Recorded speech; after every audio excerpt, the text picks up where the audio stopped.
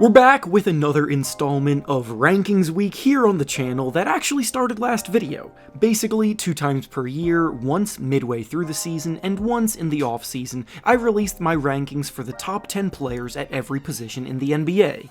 In today's era of NBA basketball, things can change so fast because of the vast array of talent, so it's important to consistently update things like this accordingly when new data presents itself.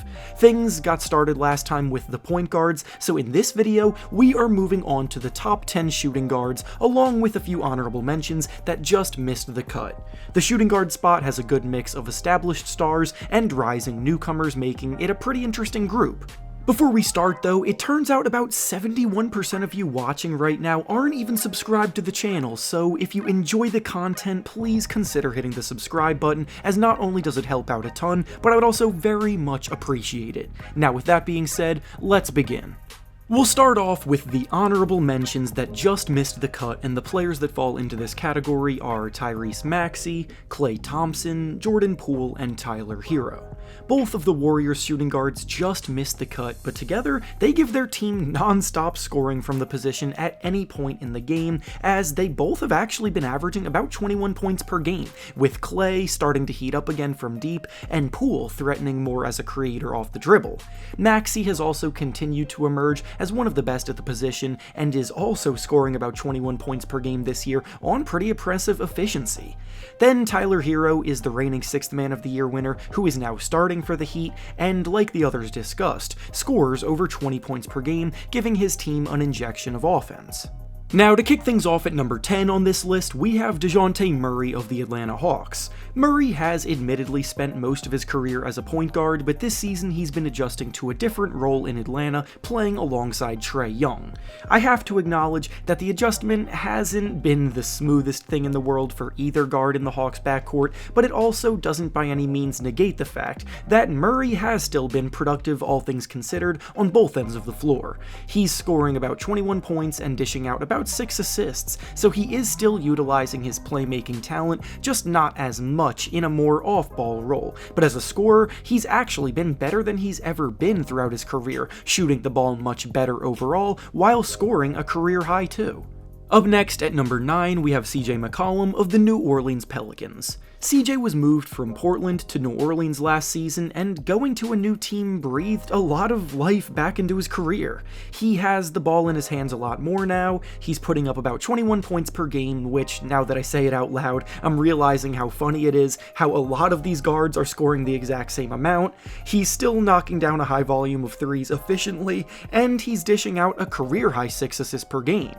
When the Pelicans were fully healthy this season, they were actually the ones at the top of the Western Conference standings, but while Zion Williamson and Brandon Ingram missed an extended period of time, McCollum was able to keep them afloat due to the best of his ability, and if they get everyone back at full strength by the playoffs come around, this is a squad that can make a lot of noise. Next up in number 8, we have Bradley Beal of the Washington Wizards.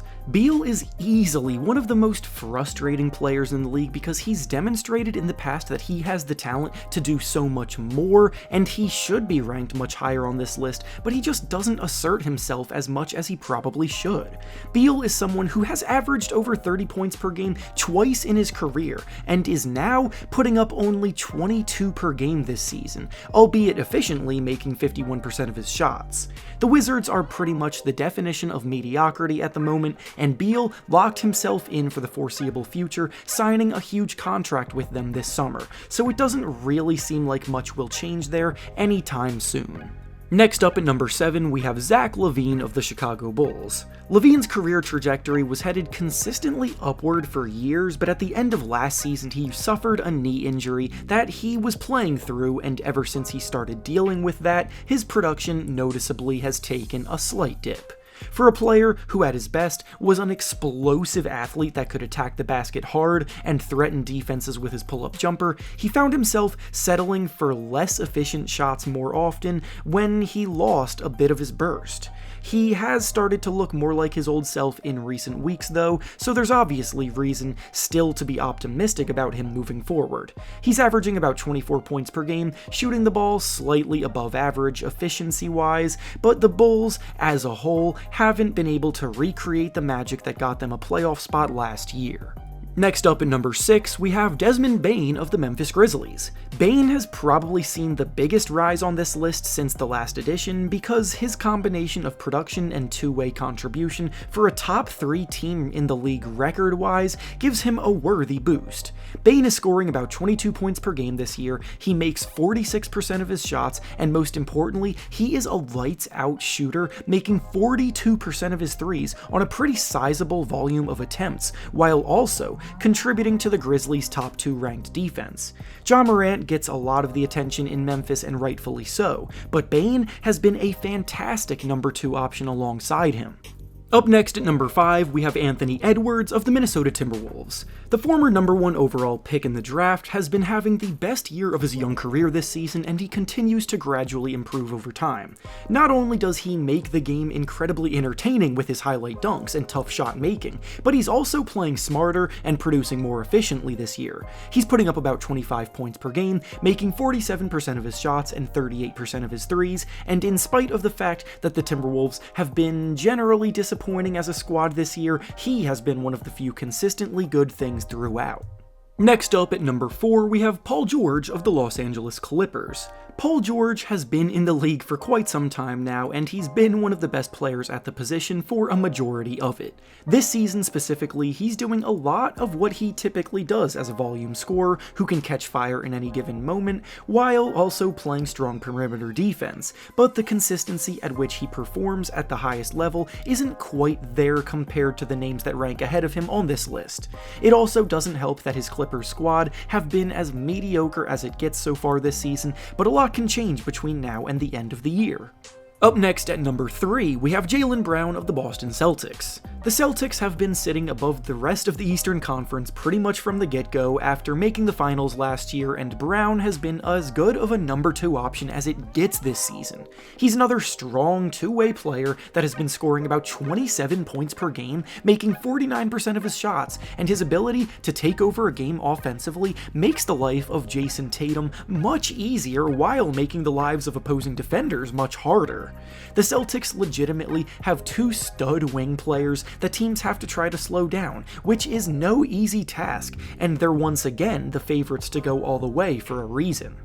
Next up at number 2, we have Devin Booker of the Phoenix Suns. The top of the shooting guard list features some of the premier scoring talents in the league, and Booker is no exception. In fact, him missing about 20 games so far this year has only further exemplified his value to the Suns' success because they have fallen off of a cliff without him compared to performing like a contender with him. He's also scoring about 27 points per game this year, he's a dynamic, tough shot maker, and that creativity is vital to what the team does. And finally, at number 1 on this list of the best shooting guards right now, we have Donovan Mitchell of the Cleveland Cavaliers. Mitchell has taken his game to another level ever since escaping Utah, and now he looks like he's living his best life. Across the board, Mitchell is having what is easily the best year of his career, as he's dropping a career-high 28 points per game, while shooting a career-high from both the field and from 3, which is even more impressive with his shot attempts going up. The Cavaliers have a rock-solid defensive core, and they traded for Mitchell for the sole purpose of sparking their offense, and that is exactly what he has done. And with that being said, that's all I have for you today. Make sure to like the video, subscribe to the channel, and comment down below how you would rank the shooting guards at the current moment. Thanks for watching, and I'll see you all next time.